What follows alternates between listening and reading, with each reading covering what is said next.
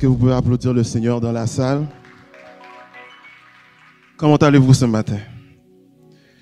Très bien, il y a juste une personne qui a répondu, mais je sais qu'il a répondu pour tout le monde. Tout le monde va bien dans la salle ce matin? Nous allons directement rentrer dans la parole. Et aujourd'hui, on va avoir les diapositives avec nous. J'ai quelque chose de très profond dans mon cœur qui est la poursuite de ce qu'on avait parlé la semaine passée. Et la semaine passée, le titre du message était « Plus de toi ». Et ce message-là m'a plus frappé cette semaine que ça m'a frappé la semaine passée. Plus de toi, Jésus, et moins de moi.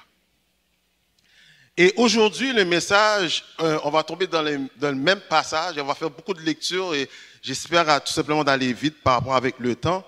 Le titre du message aujourd'hui, c'est « J'ai été saisi par Jésus-Christ ». Qui a été ici saisi par Jésus-Christ? Je suis haïtien, puis dans notre langage, je dis « moins saisi ». Mais quand on dit ça, c'est au point de vue que j'ai été étonné. Mais le saisir qu'on parle ici, c'est plutôt « j'ai été attrapé », j'ai été pris par Jésus-Christ. Et on va rentrer directement dans la parole. Et j'aimerais que vous puissiez prendre ensemble avec moi Philippiens toujours, chapitre 3. Et je vais lire pour vous. Il va être aussi à l'écran. Mais prenez toujours l'habitude, s'il vous plaît, de venir avec vos Bibles. Donc Philippiens chapitre 3. Et je vais lire pour vous les versets 7 à 14. Il dit tout simplement, « Mais ces choses qui étaient pour moi des gains, je les ai regardées comme une perte à cause de Christ. Et même je regarde toutes choses comme une perte à cause de l'excellence de la connaissance de Jésus-Christ, mon Seigneur. » Donc, apôtre Paul dit là, je regarde toutes choses comme une perte. Toutes choses comme une perte. À cause de quoi? À cause de l'excellence de la connaissance de Jésus-Christ, mon Seigneur. Pour lequel j'ai renoncé à tout. Et je les regarde comme de la boue afin de gagner Jésus-Christ. Verset 9. Et d'être trouvé en lui, non avec ma justice, celle qui vient de la loi, ou dans d'autres versions qui disent qui vient des hommes, mais avec celle qui s'obtient par la foi en Christ, la justice qui vient de Dieu par la foi. Donc apôtre Paul dit, ici, je veux être trouvé par rapport avec qu'est-ce que je suis, mais je vais être trouvé par rapport à qu'est-ce que je suis en Christ. Verset 10. Il dit tout cela afin de connaître Christ. Et je répète encore, tout ce que l'apôtre Paul dit, je traite toutes choses comme de la boue, c'est afin de connaître Christ et la puissance de sa résurrection et la communion de ses souffrances en devenant conforme à lui dans sa mort pour parvenir, si je puis, à la résurrection dans les morts. Verset 12. Ce n'est pas que j'ai déjà remporté le prix ou que j'ai déjà atteint la perfection, mais je cours pour tâcher de le saisir, puisque moi, j'ai été saisi par Jésus-Christ. Donc, il court pour aller saisir Jésus-Christ, mais à cause que lui, avant, il a été saisi lui-même par Jésus. Versets 13 et 14, « Frères, je ne pense pas l'avoir saisi. Mais je fais une chose, oubliant ce qui est en arrière et me portant vers ce qui est en avant, je cours vers le but pour remporter le prix de la vocation céleste de Dieu en Jésus-Christ. » Je répète, j'ai été saisi par Jésus-Christ. Essayons de comprendre encore le contexte par rapport avec le livre Philippiens. Apôtre Paul est là, et comme j'ai dit la semaine passée, il dépeint exactement ce qu'il est. Il fait comprendre que moi, je suis apôtre Paul, je viens de la lignée d'Abraham, d'Isaac, de Jacob, je suis béjanite, je suis Israël, je suis israélite.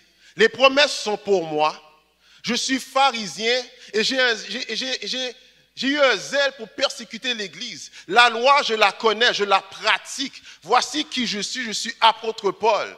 Et toutes ces choses-là étaient précieuses pour moi. Cette identité que j'avais, cette identité que je mettais toute ma dépendance dessus, c'est quelque chose, c'était mon trésor. Je me retrouvais dedans.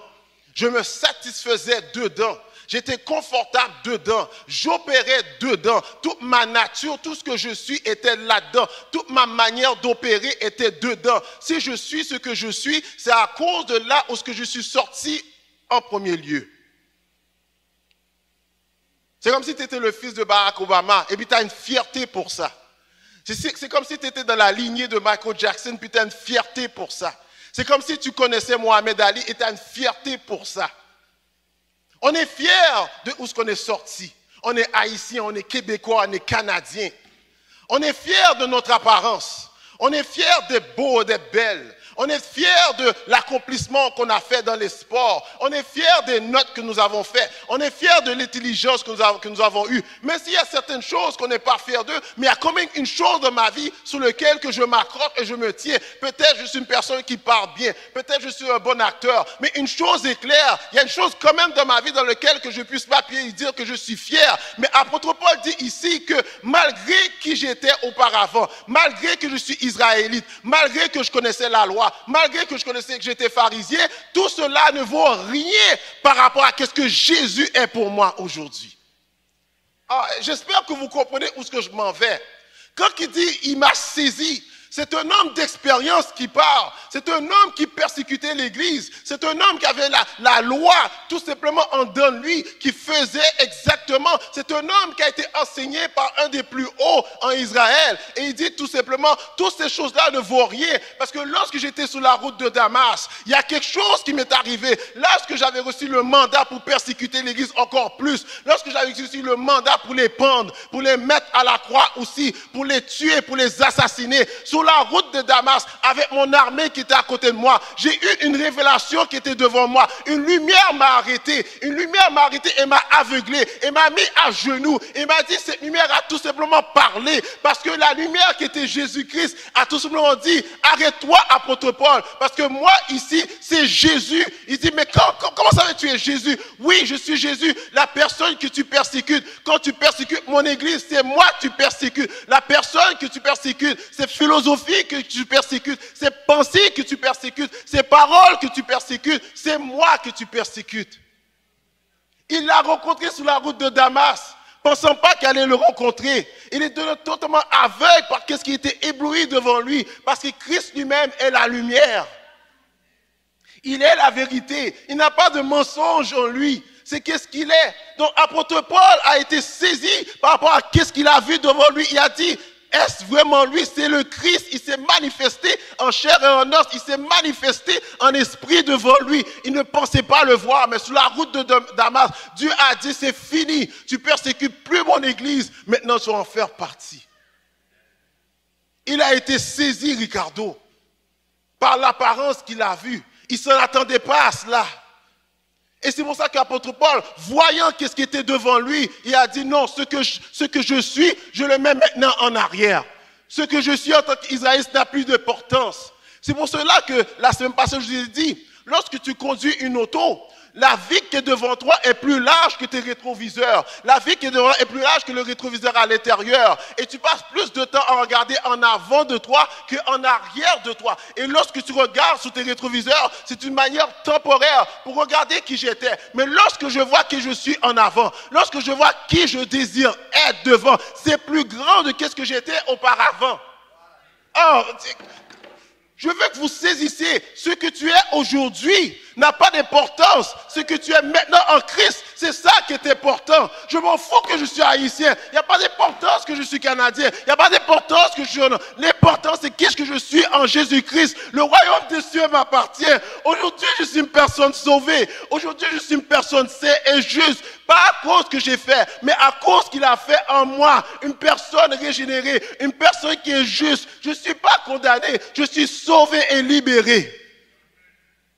Il a été saisi. Il n'a pas cherché à être saisi, mais Dieu a cherché à le saisir. Qui a été saisi ce matin? Qui a été saisi par sa présence? Mais il faut comprendre ce que l'apôtre Paul lui-même a compris. Et vient avec mon autre point. Qui est Jésus? C'est qui ces personnes-là vraiment qui a saisi l'apôtre Paul, qui nous a saisi aussi personnellement? Qui est Jésus? Pour comprendre Jésus, il y a 4 points qu'il faut qu'on comprenne. Il faut comprendre sa vie, son enseignement, sa personne et son travail. C'est une biographie que tu dois comprendre. Sa vie, son enseignement, sa personne et son travail.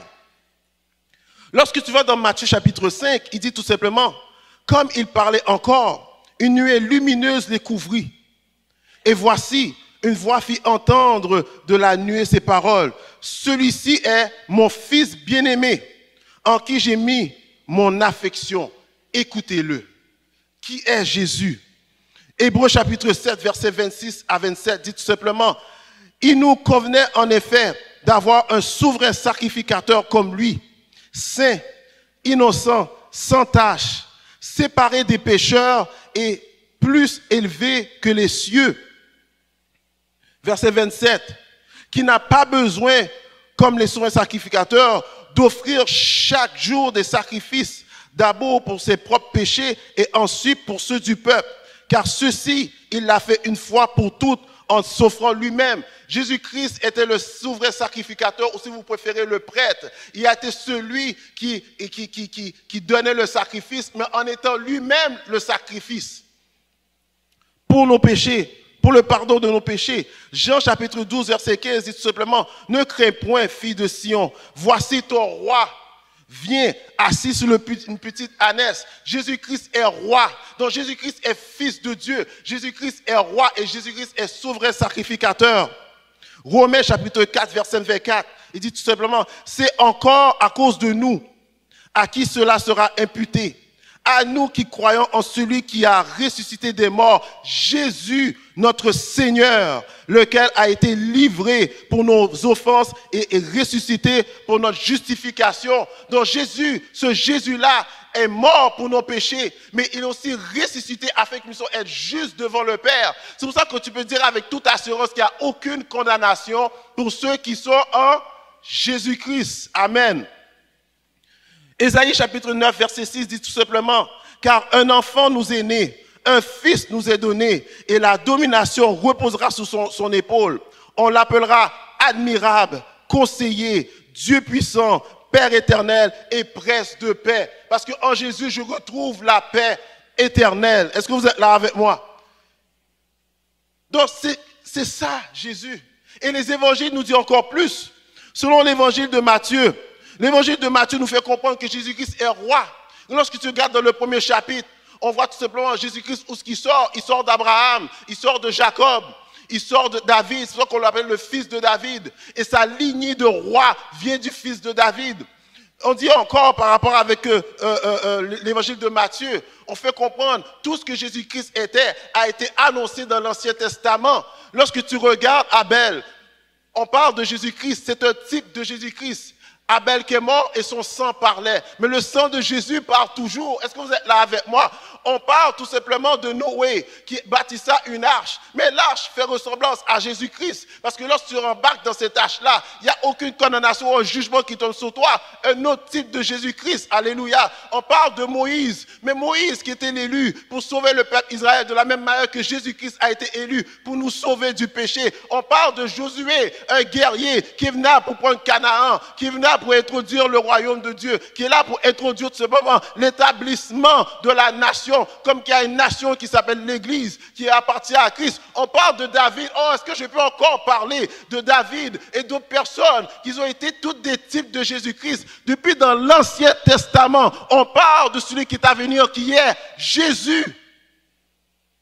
Et on commence avec Marc encore, qui dépeint Jésus comme le serviteur, un serviteur exceptionnel. Il dit dans Marc, il dit tout simplement qu'il prêcha l'évangile, il enseigna l'évangile, il guérira les malades et il chassa les démons. On parle encore de Luc, où on parle de Jésus-Christ comme l'homme par excellence. Donc si j'ai besoin de quelqu'un dans ma vie, Si j'ai besoin de quelqu'un, ce n'est pas nécessairement d'être comme mon père, ce n'est pas nécessairement d'être comme mon patron, c'est être comme Jésus, car il est l'homme par excellence. Il aime la voie que je dois suivre. Il est la personne que je désire être. J'aurais aimé tout simplement parler comme qui parle, chanter comme qui chante, marcher comme qui marche, adresser les gens qui adressent les gens, parler comme qui parle, faire ce qu'il lui il fait, travailler comme qui travaille, parce que de lui sort l'excellence. Et c'est en lui que je suis, afin qu'il puisse me dominer, afin que moi aussi, je puisse puiser de l'excellence qu'il a. On parle de Jean. Au commencement était la parole. Et la parole s'est faite chair. On parle d'un Jean comme qu'il est le Christ. On parle d'un Jean comme s'il est le bon berger. L'Éternel est mon berger. Je ne manquerai de rien. On parle de lui en tant que le pain de vie. Si tu manges encore, si tu bois de cette eau, tu auras encore soif. Et si tu bois de l'eau que je te donne, femme samaritaine, tu n'auras plus soif. L'homme ne vivra pas seulement de pain, mais de toute parole qui vient de la bouche de Dieu. Il est lui-même le pain de vie. Vos pères ont mangé du pain, mais ils n'ont pas mangé le pain comme moi je donne le pain tout simplement. Il est Jésus. Est-ce qu'on peut applaudir Jésus-Christ? Oh, alléluia. Il est Jésus.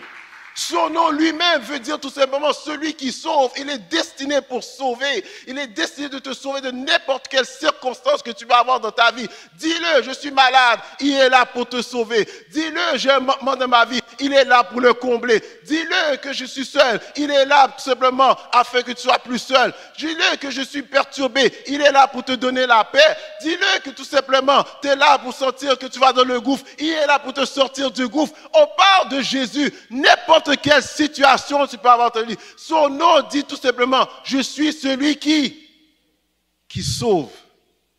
Ah. Alléluia. Oh, alléluia. Il vient une autre histoire. Ce n'est pas juste apôtre Paul qui a été saisi. Il y a beaucoup de gens dans la Bible qui ont été saisis aussi, qui ont été pris par Jésus-Christ. Et j'aimerais aller dans ces paroles qui est dans Luc chapitre 19 et vous parler de Zachée. La parole dit dans Luc chapitre 19, Jésus étant entré dans Jéricho, traversait la ville. Et voici un homme riche appelé Zachée, chef des publicains, cherchait à voir qui était Jésus. Regardez bien, il cherchait à voir qui était Jésus. Mais il ne pouvait pas y parvenir à cause de la foule et comme il était de petite taille. Verset 4.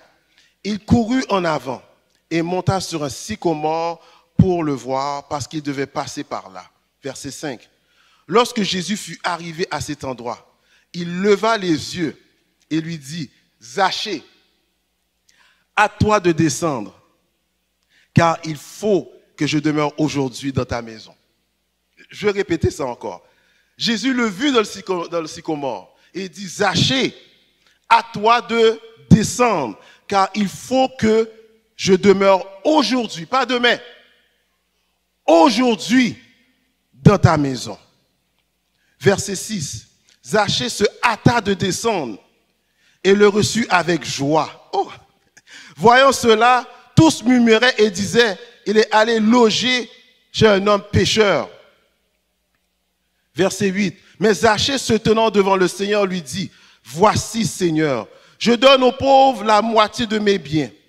Et si j'ai fait tort de quelque chose à quelqu'un, je lui rends le quadruple.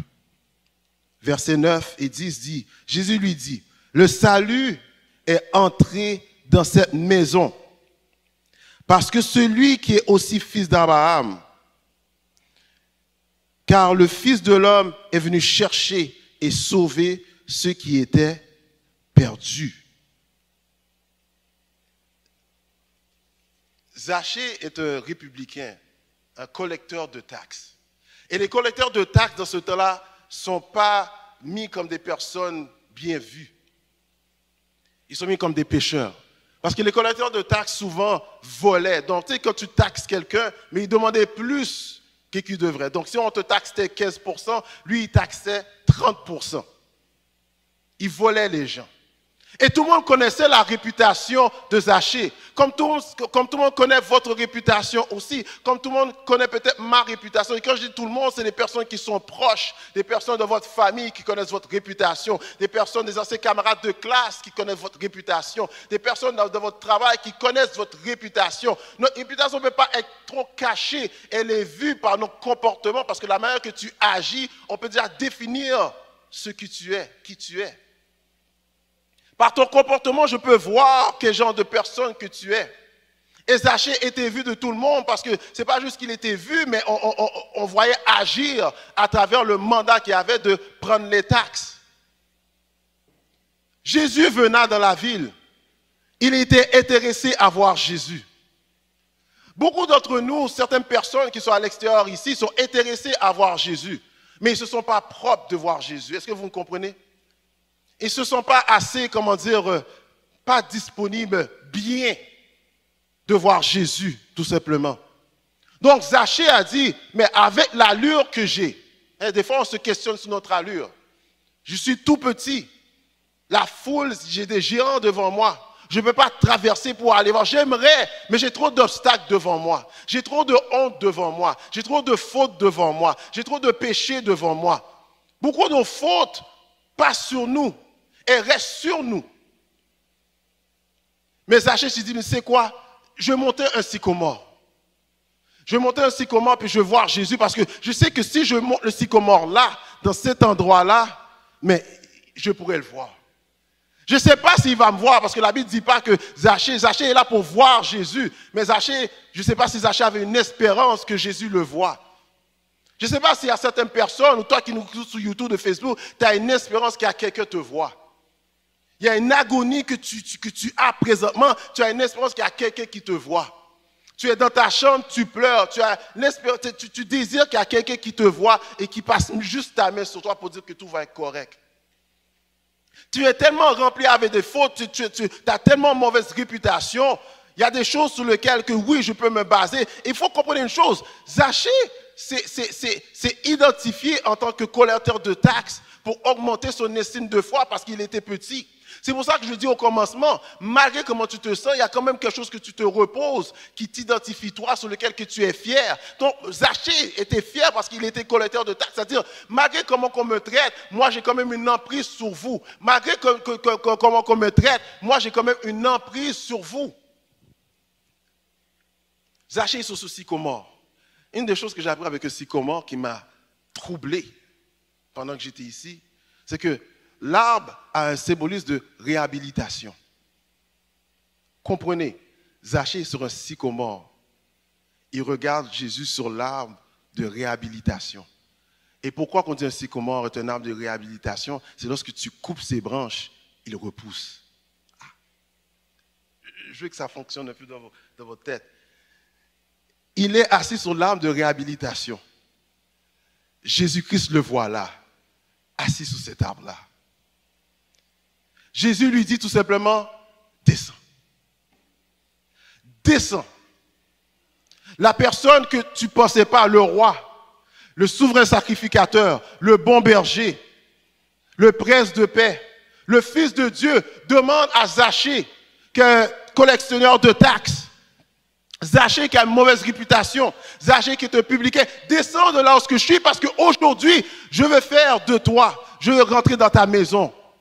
Rentrer dans ton cœur. Aujourd'hui, je veux rentrer dans ta demeure. Aujourd'hui, je veux rentrer dans ton cœur. Aujourd'hui, je veux rentrer dans ta vie. Aujourd'hui, malgré comment tu te sens aujourd'hui, c'est là où je veux rentrer.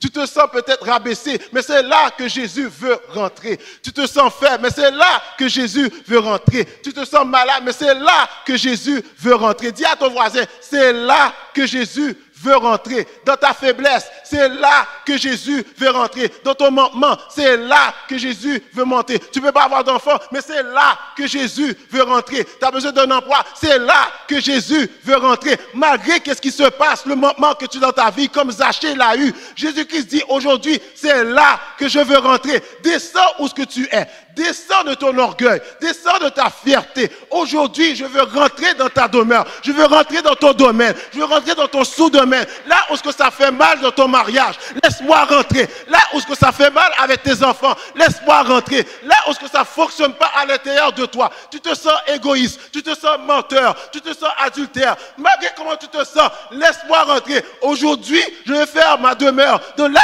où ce qui est sale. Je vais faire ma demeure là où ce qui a la boue. Je vais faire ma demeure là où ce que tu te sens en prison. Qui se sent en prison ce matin? Qui veut que Jésus-Christ rentre et saisisse là? Oh, il le saisit.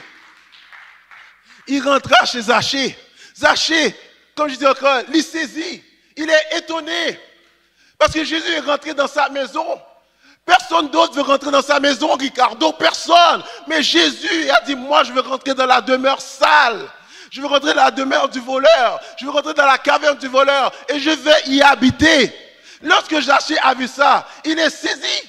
Il est saisi par Jésus-Christ, par tant de bonté, par tant d'amour, par tant d'affection. Il a dit, lorsque j'ai vu ça devant moi, comme apôtre Paul, il dit, Jésus, vu que tu es rentré chez nous, tout l'argent que j'ai volé, je le redonne. Et si j'en ai volé encore plus, je le redonne encore plus, au quadruple. Parce que toi, tu as décidé là où ce que ça faisait mal. Et lorsque tu m'as fait mal, tu m'as guéri. Et ma reconnaissance envers ça, je vais aller guérir les autres. La conversion, ce n'est pas quelque chose qui reste entre les quatre murs. La conversion, c'est quelque chose que lorsque Jésus-Christ me touche, je ne peux pas rester stable, je ne peux pas rester assis. Il faut que je sorte et dise, Jésus-Christ m'a touché.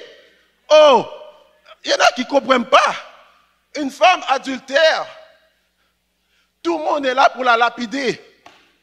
Jésus dit une seule parole, tous ceux qui sont là pour lapider sont rentrés chez eux. Et il dit à la femme tout simplement, qui te condamne, femme? Elle voit personne. Il dit, moi je te condamne point.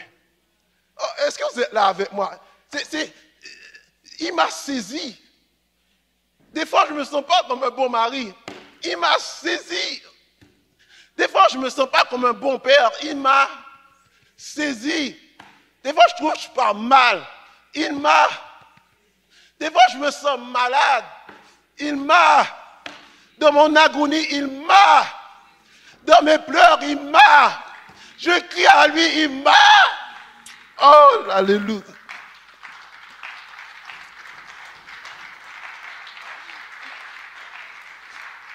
Alléluia. Oh, qu'on se mette debout. Seigneur, saisis-nous. Saisis-nous en ce matin. Mettons-nous debout. Seigneur, saisis-nous en ce matin. Oh, je me sens faible devant toi, papa. Plus de toi et moins de moi. Plus de toi dans mon mariage et moins de moi. Plus de tes paroles et moins de mes paroles. Plus de ton caractère et moins du mien. Plus de tes actions en moi et moins du mien. J'ai tant perdu. Je suis aussi sur ce sycomore. Je suis là pour être réhabilité. Je suis un enfant perdu. Retrouve-moi. Je suis égaré. Retrouve-moi. Je suis de la fosse au lion. Ferme la gueule du lion. Je suis de la fournaise ardente. Sois là avec moi. Mes ennemis m'entourent. Sois là avec moi. Fais le tour de Jéricho avec moi. Fais-moi sentir que je ne suis pas tout seul. Rentre dans mon gouffre. Rentre dans ma tristesse. Rentre dans mes pleurs. Rentre là où tu vois, je suis toujours esclave. Sens ma douleur. Car tu n'es pas un souverain sacrificateur qui est venu comme ça. Tu compatises à tout ce que j'ai compati aussi. Tu es appelé admirable. Prince de paix. Seigneur, entends nos cris, entends nos larmes. Beaucoup de gens ici souffrent. Mais nous levons nos mains devant toi, c'est que tu puisses rentrer dans notre sang. Saisis-nous à nouveau. Saisis-nous à nouveau, papa. Saisis-nous du Tout-Puissant, parce que nous avons vu que nous avons perdu. Et nous avons besoin d'être réhabilités. Nous avons besoin d'être restaurés. On a tant fait de nos propres forces. On a tant fait de notre propre courage. Mais ça ne servit à rien. Plus de toi et moins de nous. Seigneur, augmente notre foi. Augmente notre espérance. Fais-nous descendre là où nous sommes.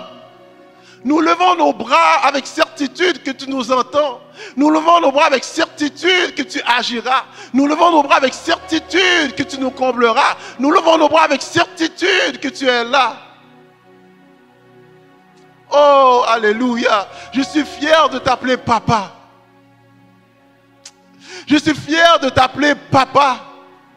Je suis fier de dire notre Père. Alléluia. Je suis fier d'avoir un ami comme Abraham t'a eu comme ami. Je suis fier d'avoir un consolateur. Je suis fier d'avoir un avocat. Je suis fier d'avoir le prince de paix. Je suis fier d'avoir celui qui est souverain. Seigneur, saisis-nous. Ramène-nous à l'ordre. Ramène-nous à être conforme devant toi. Ramène-nous à être conforme devant toi. Fais-nous vivre un nouveau niveau. Fais que nous sentons que nous reconvertissons encore. Fais que nous sentons que nos cœurs plient encore plus pour toi. Emmène-nous à languir encore plus pour toi. Sors de nous un nouveau chant d'adoration. Sors en nous une nouvelle louange, papa. Et fais que comme la femme samaritaine l'a fait, que nous puissions sortir vers nos voisins, sortir vers nos familles et annoncer que tu nous as saisis. Oh, serre nos cœurs, serre-nous du Tout-Puissant. Alléluia, on sent la présence de Dieu dans la salle. Oh, gloire à ton nom, Seigneur. On sent ta présence dans la salle, Seigneur. Et si quelqu'un veut accepter Jésus-Christ comme son sauveur personnel, nous te demandons seulement de venir en avant. Et on va prier pour toi. Alléluia. Gloire à ton nom, Seigneur. Alléluia. Gloire à ton nom, Seigneur. Je vais vous renvoyer avec cette dernière prière. Seigneur, nous te remercions. Oh, nous te remercions. Parce que je sens qu'on a été saisis ce matin. Je sens que tu nous as pris quelque part dans une région qu'on ne s'attendait pas. Et je sens que tu y a un changement qui se passe. Je sens que tu as touché des endroits où on ne pensait pas t'aller toucher ce matin. Je sens que tu as comblé des cœurs aujourd'hui, papa. Seigneur, nous te remercions du Tout-Puissant d'être rentré chez nous ce matin. Nous te remercions d'être rentré dans tous les domaines de notre vie. Nous te remercions du Tout-Puissant d'être notre Père. Seigneur, continue à agir dans nos vies. Et rends-nous encore plus conformes à toi. Seigneur, nous voulons te dire, nous t'aimons. Est-ce qu'on peut dire ensemble, je t'aime Jésus? Est-ce qu'on peut dire encore, je t'aime Jésus? Encore, je t'aime Jésus. Je t'aime Jésus. Je t'aime Jésus. Bien-aimés, partez en paix. Que le Seigneur vous bénisse. Et partez avec cette bonne nouvelle. Que Dieu vous aime. Que le Seigneur vous bénisse.